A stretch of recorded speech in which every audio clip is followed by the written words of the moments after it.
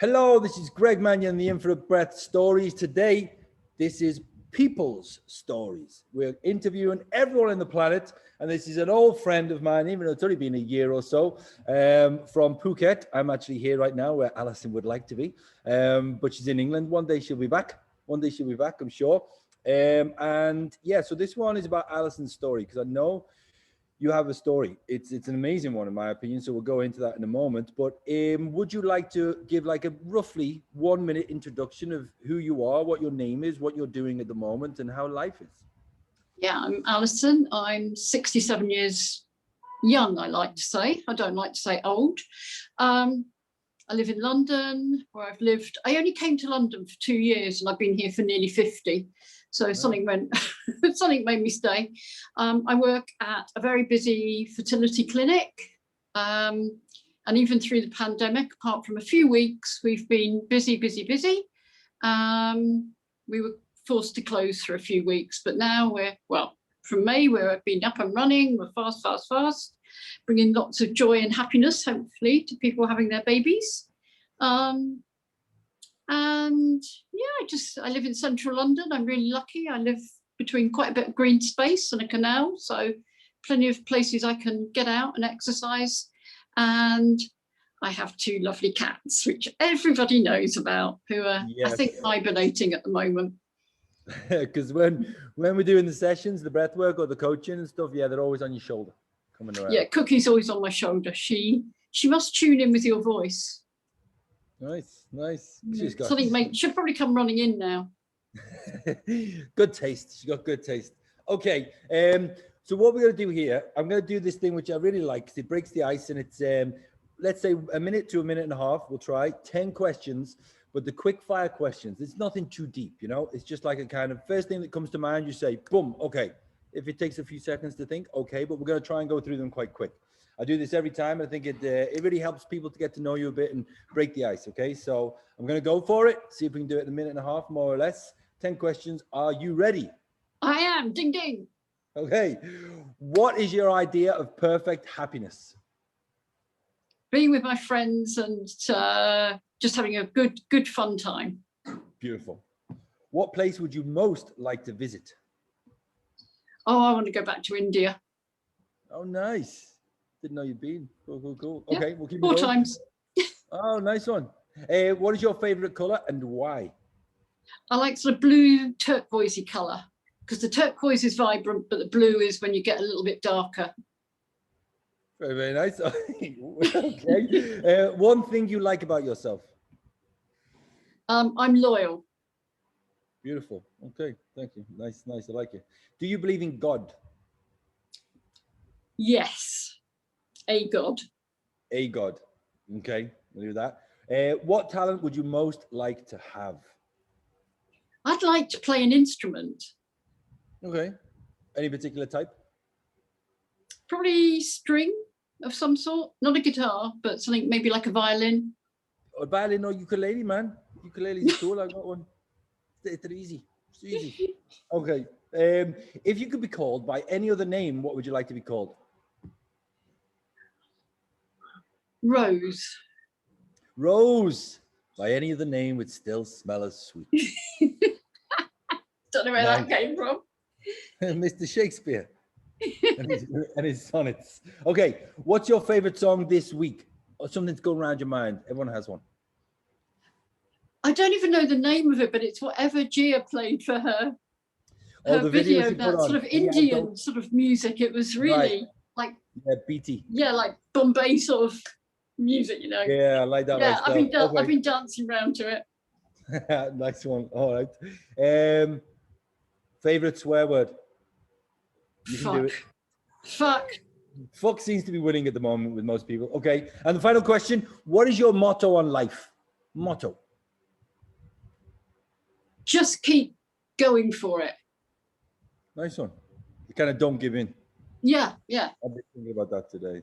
All right. Just keep going for it. Love it. Which does relate, funnily enough, to the story that we're probably just going to talk about. So I'll just give a brief introduction. I mean, we met about a year ago in Phuket. We had a few breathwork sessions there, and we dived into your story a little bit then, just because of the meditations, and we're chatting away. And it's fascinating, in my opinion. And I would like you, if it's possible, to basically just go right back. Let's go back through your life story, if that's cool with you. And I mean, we both know a little bit, well, you know more, obviously. You told me a little bit about what's happened, especially the last like 10, 15 years. So we'll get to that. But if you'd just like to explain exactly your story, man, where you come from, what you were like as a kid, what happened, and all those emotional things, good things, bad things, and leading right up to maybe the period, the last 10, 15 years. I was born on the Isle of Wight in the early 50s. So it's been like still like the early 50s there now. But I was really lucky. I have an older brother.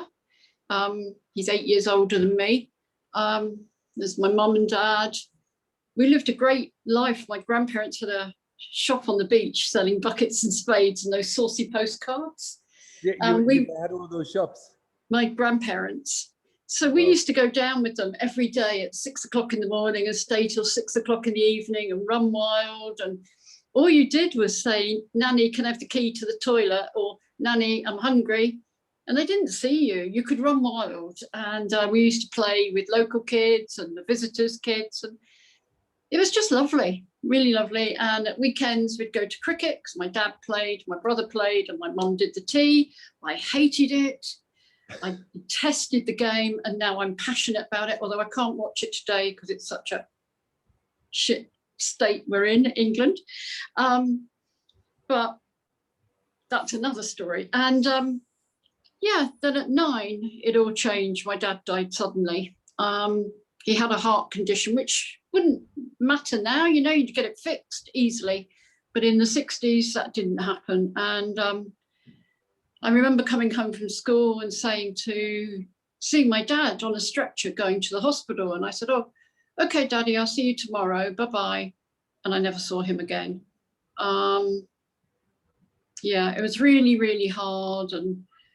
But my mum was such a strong woman. And like I said yesterday in the videos challenge, you know, she was just my inspiration. She worked so hard for us. She was always home when we got home from school, but she had jobs to keep us going. We had a great grammar school education, did ballet and horse riding, all things like that. She worked hard, but the work ethic is in me because when I was 11, I got summer jobs, and every summer I got a job. You know, you might only get a couple of quid, but I had some money I could spend.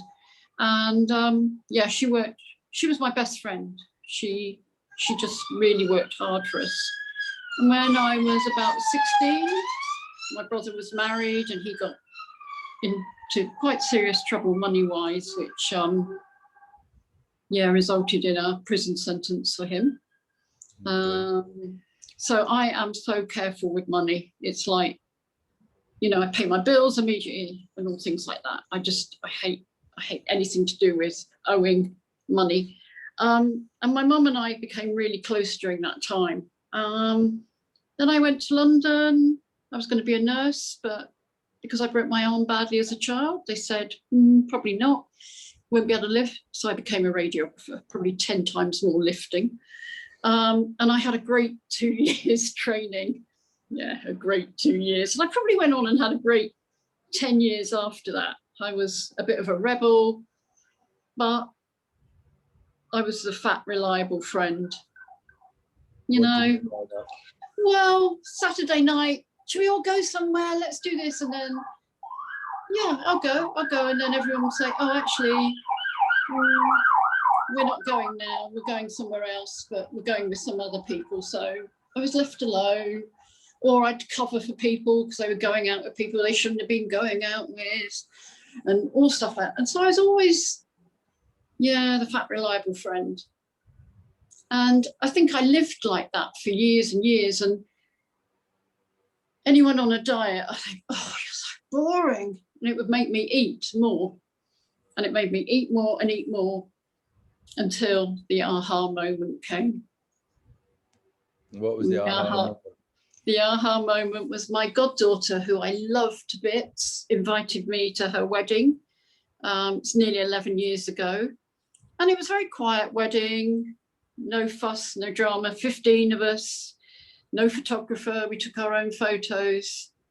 Yeah, and someone took my photo, my back view, looking over my shoulder. And I just thought, what the hell are you doing working in healthcare? How dare you? You've no right to be working in healthcare looking like you do. What age were you when you had this moment? What weight? Age? Age 55, 56, yeah. And I was grossly overweight. Yeah. And I just thought, I can't do this anymore. I'm going to change. And I did change. But it was hard. It was really hard. What was the change then after that? I knew I couldn't go to a gym because I was so embarrassed that, and I still have this issue with gyms. Like I hate them. So I found, with a little bit of research, personal training gym about 10 minutes from where I live. And I went and had a consult with the guy there, and I didn't even own a pair of trainers. I don't know how I had the cheek to go. No trainers. And we had an interview, and he said, okay, come for 6 weeks. So I joined for 6 weeks. And on the Sunday, I met this guy, and he said, you know, we do all this stuff, and took my history. And he said, but I'm not going to be your trainer. You're going to meet your trainer on Friday, and he takes no prisoners, and he's really tough. And I thought, oh shit, he's going to be 40-something, ex-army, and he's going to be really a horrible person. And I know what I'll do. I'll pay for that one. I'll be late for the next one. Then I'll go to one. Then I'll be sick, and then I won't bother. I'll just jack it in. 6 weeks gone. I've lost some money. And I get there on the Friday. Ding dong. And this 23-year-old guy opens the door and says, oh, fucking come in or something. We got off on the right step. And yeah, here we are, 11 years on, still training. He's still your personal trainer now? Yeah, we've just been out this morning, kicking each other, hitting each other, swearing out loud. For training purposes, or just because you fancy the fight? Oh, no, well, it was a new challenge, but I love it. Oh. Yeah. So what is it then? What to skip? We'll go back in a second to the history. What was it today then? What was the challenge? What? Just kickboxing and boxing. Okay. Yeah, I'm lucky. He was a junior British champion, so I get good training, but I love it. I didn't think I would. I didn't think I was that sort of person, but I'm obviously quite aggressive. Chasing him around the park, kicking him. Love it, love it. But what then? So what happened when you started doing the training? You felt, what, your mid-50s? Well, yeah, and after 6 weeks, I thought, you know, I'll stay another few weeks. But I didn't notice any real changes. I noticed we were getting on quite well, and I felt my program was good. It was all indoor training. And in the March, I started training in September. In March, I went to him and I said, I'm going to India and Bhutan in May. I'm going to be walking. I need a bit of help. So we changed it to twice a week, up the challenges. And I got to India and I thought, my clothes are a bit loose. I haven't been sick. And I came home and I'd lost quite a lot of weight. So I thought, well, if I change my food as well as this could be good. So in about 15, 16 months, I lost about 4 stone. Wow. And then the challenges started, more challenges, you know, like, I'd quite like to run. Okay, then we'll go out and we'll run. And I was, everyone's looking at me. No, they're not. They're looking at me. Why would they look at you? They don't want to look at you. And we'd run. And then I just think I could do a 5K. And then one day, Pete was in the trainer was in Kuwait training someone, and he just one afternoon messaged and said, what if you could do anything would you do? And I said, oh, I'd like to do a 10K. So he said, okay, find one.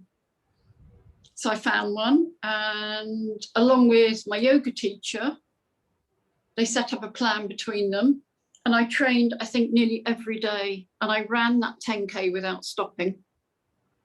And it was my friend and her daughter and granddaughter, who was a tiny baby, and Pete were all there to see me at the end. And it was such a big moment. I just ran every single step. I don't think I've done another race where I've run every single step since. And the challenges have just got bigger and bigger. And now I'm stuck at what we can do next. Because of the pandemic, it's hard to find things. But now what you see, you're 67 now, and basically it's been about 11 years you've been training, you've changed your life. I mean, do you find other emotional things in your life have changed to do with the fitness, or it's giving you energy? I mean, I've only just met you when you're like this, in the sense of that you're training. We met in a place where it's called Phuket Cleanse, where you do lots of benefits there for the training and things.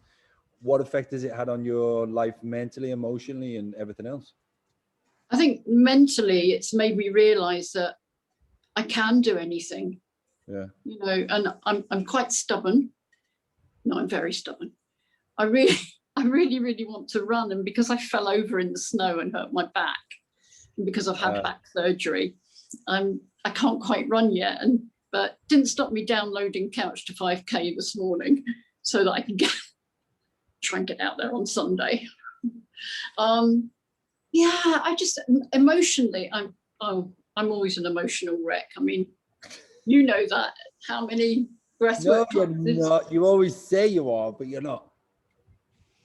I love a good cry though, and I do get emotional about things, and even like at work, I get very involved with the patients, and yeah, that's going to be my next challenge, letting go of all that. Well, because what, you have to retire at some point? Do you want to retire? I'm going to retire at the end of the year.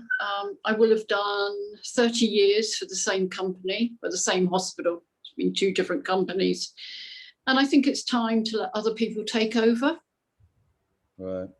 And I think it's time that I don't want to find that I waste time. I don't want to get to 70 something and then find I'm still working and I have no free time or fun time. Yeah. You know, I want to be able to do things while I can. Yeah, I might not be able to do such big things, but I don't know though, because the things you want to do and you talked about, and the fitness and all that, it's more than I do at my age and other people that I know.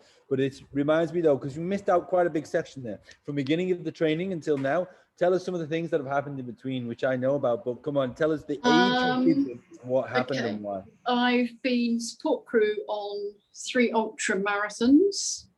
2 in Peru in the jungle and 1 in Namibia. But before that, along with Pete, we went, this is my 60th birthday challenge. I had a few that year, like zip lining, climbing trees. There's a thing called Go Ape in the UK where you climb up and you walk on the trees, but you have to do it on wires with zip lines, throw yourself into cargo nets and climb up, hoops that you have to get through, barrels, and you're 55 foot off the ground. That was a birthday present to myself. But we went to Guyana and did a SAS style survival course. Yeah. So you have to learn how to make bows and arrows, how to shoot. I was the only woman. There was only about 10 of us. Sleep in hammocks, learn how to canoe down the river, light fires. And then you end up having to survive for 48 hours on your own. We buddied. There was no way, neither. And we lasted about 14 hours because we didn't have enough wood for the fire. But we made a great shelter and a fire, so we did it. Okay. So those I trained as a yoga teacher. Yep.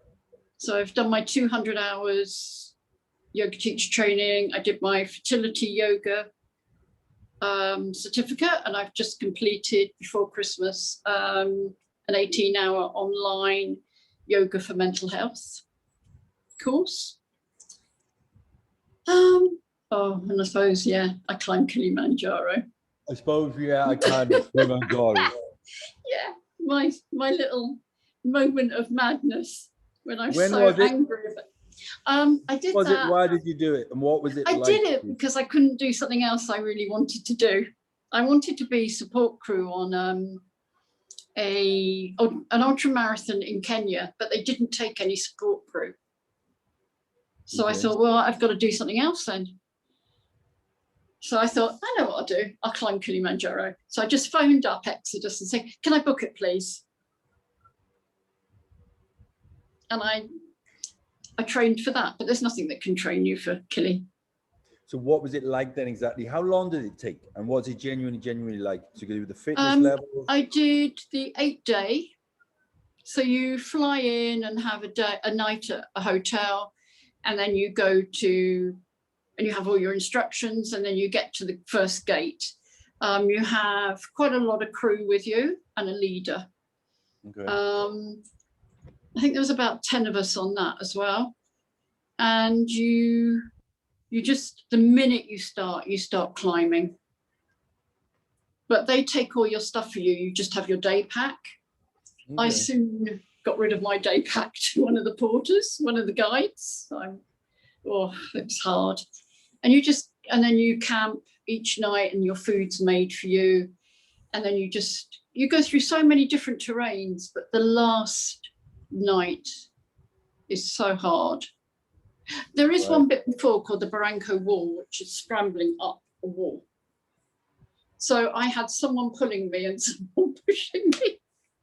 And I had all these Tanzanian schoolgirls behind me laughing. And I said, look, this is the advantage of being an old woman. I get a nice young man pulling me and a nice young man pushing me. So look at it, girls. I'm better off than you. What about the last phase, and how many days did it take to get to the top? We got to the last point after about 6.5 days. But what you're doing, you're climbing high, sleeping low all the time. So you get to camp and then you go on a walk that afternoon higher, and then you come back down because it's the best way to acclimatize, because the altitude is really hard.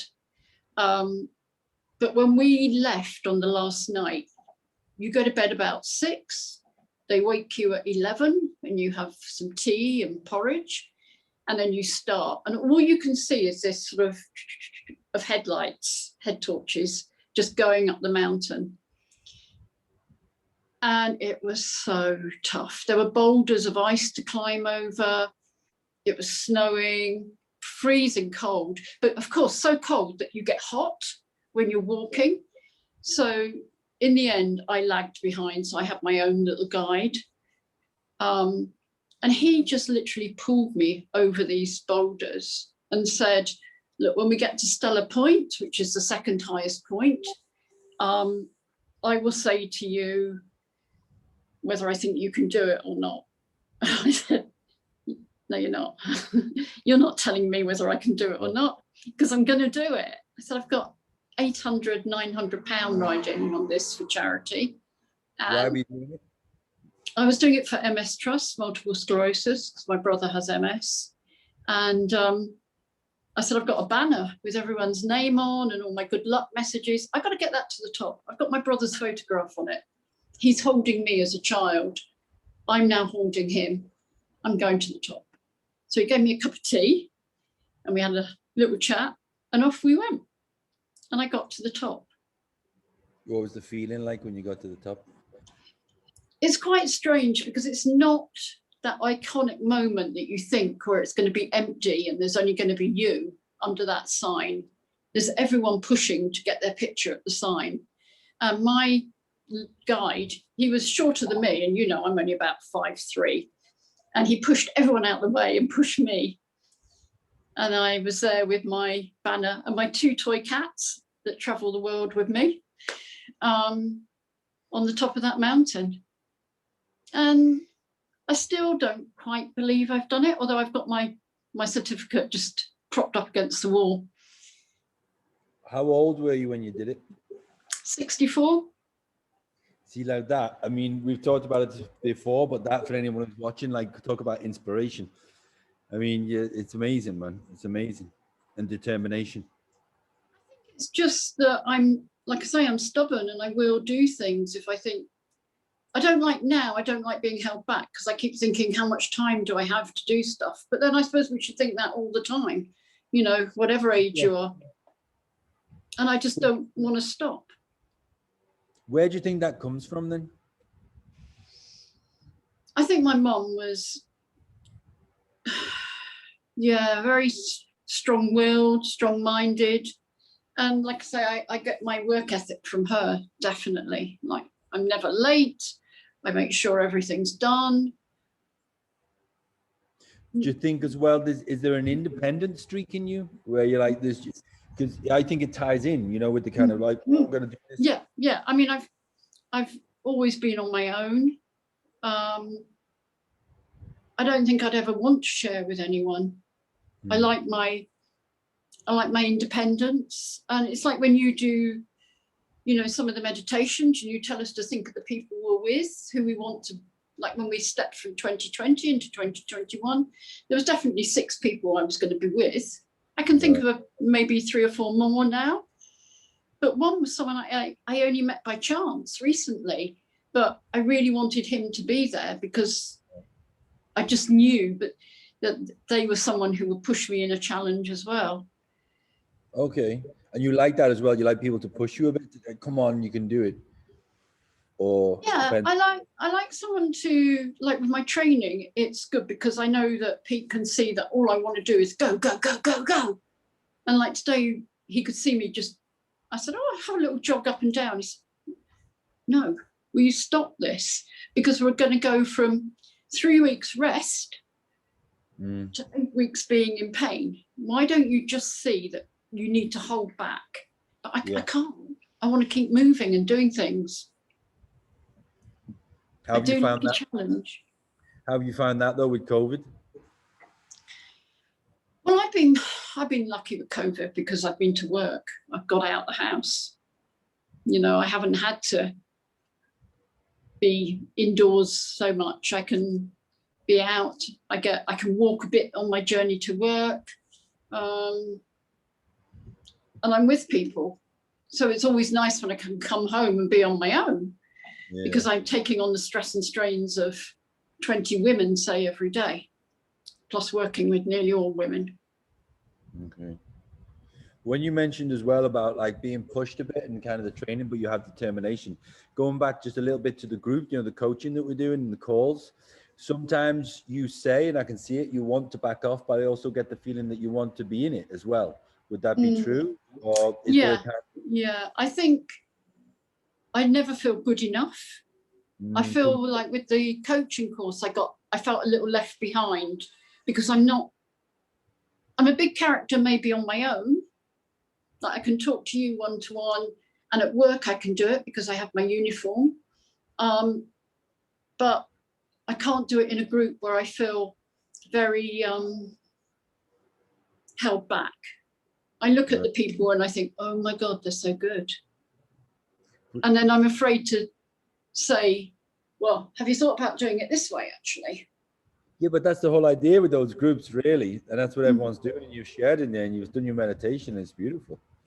But I mean, it's up to you. It just makes me wonder, like, with these different things. But like you say, it's funny because the I'm not enough comes up so much with these calls and in things with people. And then, I don't know, there's always one thing that people feel they're comfortable with, another one they're not. Like you said, one-on-one, you're very comfortable, but maybe in bigger groups, it's a little bit different. Do you think that relates to some of the childhood thing or some of the growing up and the weight? Yeah, probably. Yeah. Yeah. We never had a huge circle of friends. Right. You know, we kept very much there. And again, even with friends who I've known for the whole of my life, you know, we're very different. But I think I was always the one as a kid who was, I think because I was the bigger one always and all that, you know. Yeah, I was always the one who held back a bit. Yeah. Yeah, I'm the youngest as well. You know, my brother, I think when my dad died, my brother was nearly 17, so he kind of thought he could take over that role. What effect did you think that had on you in your later years when you look back? I'm quite sad that we're not close. I mean, there's not really, probably 5 times a week we talk. He's in Ireland and that, you know, we do chat. But it's hard because I find that I don't know what I can say to him half the time, because I can do stuff where he's stuck indoors in a wheelchair nearly all the time. And like at the moment, his wife's saying, no, you can't go out. Right. Because you know, the pandemic and everything. And I think in Ireland, lockdown's probably worse. You know, we've got to see an end to that. Yeah, it's going to happen, and then hopefully people have more space. But then it's coming like towards the end, if you like, and then with your story and what you told me in the past and what we talked about now, what would advice would you give to anybody? Because let's just briefly go through it from your younger years and then going through life and then having a moment in your mid-50s that you wanted to change, and you changed in your 50s physically, and it sounds like emotionally and mentally as well quite a bit. And then you've climbed Kilimanjaro, you've done several marathons and things, and you're now doing kickboxing and you're 67. So but that's an inspiration, man. I mean, I'm doing the breath work and I'm not unhealthy, but if I went running right now, I'd be out of breath quite quickly because I don't do enough. So like, what inspiration would you give to people, or what would you say that might encourage people to make the change or do something? I think you do need good support system. I've got a great trainer. I had 2 and still have 2 great yoga teachers who have supported me in different ways, supported me through my back surgery, which was really tough because I had to really stop. But I think support network, just belief that you can do, you know, set yourself a goal and just think, right, you know, I'm going to take it. If you've got a great plan as well. But as I say, Kilimanjaro, you can have the best plan in the world, but it's probably never going to be right because you don't know what that mountain's going to throw at you. Yeah, but that's it. You see, you got a plan, you go and do things, and let's say, yeah, like toward older years, if you like, but you still do it. You still did it. And now you started kickboxing. We were talking about this in the group and people are like, what? I mean, it takes something, you know? I just love it. I mean, lockdown I thought was going to be really hard on my training because we always met in person. And of course we couldn't. So everything went to FaceTime or Zoom. But we've changed how we train. I had some weights. I'm in a little shop near me, do a click and collect. So I have everything. Yeah. So we've changed all of that. And I thought, I'm going to hate it. I hate it. But I don't. And now we have our Thursday meetup. So Thursday for me is, I feel I'm always in the present moment because usually we're out in nature somewhere training. So I just get in this mad moment of feeling grounded and happy. But give it, what is it now, 1:45 UK time, give it about 7 o'clock tonight and I'll go into high anxiety because I go back to work tomorrow after 3 days off and I think, oh, someone would have tidied up, someone would have cleaned. Oh. But the work thing, you seem to really love it as well. Do you think you're going to do more things afterwards? Maybe you could train other people. No, I hate teaching. I hate it with a passion. I can do it quicker myself. Stop it. You know, why are you standing there doing that? Let me scan. None of them should come to me to train. None of the nurses ask me because they know I hate it. Right. I'm not a teacher. I'm a doer. Get on with it. Yeah, but I like that. You see, you're a doer. You're a doer, definitely, man. Well, I think especially the later part of your life and then having that turning point in 55 is amazing, man. And then climbing up Kilimanjaro, we've had this conversation. And funny enough, quantum energy, you know, I've been invited to help people who are disabled to go up Everest and do the breathing techniques with them beforehand. And if we can as well, I'm going to go with them. But obviously it's postponed now. But I was thinking about, I want to do that. I want to climb Kilimanjaro or Everest. I'm looking online, and then someone offers me this chance. So hopefully I'll do it as well. But I definitely have to train a lot for it. But the breath work will make a difference. I think the breath work helped me. Right. The yoga and knowing how to breathe deeply, and breathing changed my running as well, because I used to panic breathe. Yeah, this is it. A lot of people do now. Do you do it where you're completely with the mouth closed and just breathing through the nose, or what changed from panic breathing to the breathing you do now when you work out? Oh, deeper breathing. Right. It's just better. I'd be running. We'd be running together, and I'd stop, and people would be running ahead, and he'd look around and say, "Well, what's happened? I can't breathe. I can't breathe. I can't breathe." And I'd just panic. Whereas I suddenly learned that, how about just breathing a bit deeper, and then you might not. And I do that. Does that help with the balance? I feel a lot better breathing then. But we'll find out, because I haven't run for a year. So that's going to be fun, isn't it?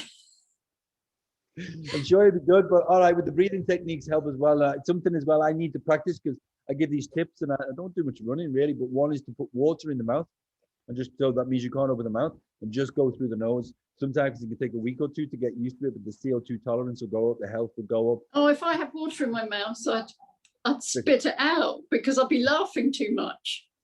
Probably. Just like your corny joke. Which one? Oh, the tomato ketchup.